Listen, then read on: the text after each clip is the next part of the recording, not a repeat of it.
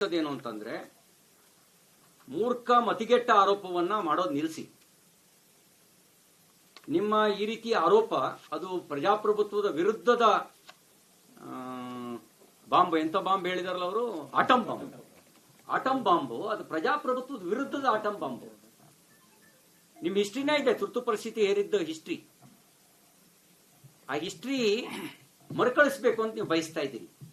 ನಿಮ್ಮ atom bomb ಸಂವಿಧಾನದ ವಿರುದ್ಧದ ಆಟಂ ಬಾಂಬ್. ಅದು ಸಂವಿಧಾನ ವಿರೋಧಿ ಆಟಂ ಬಾಂಬು.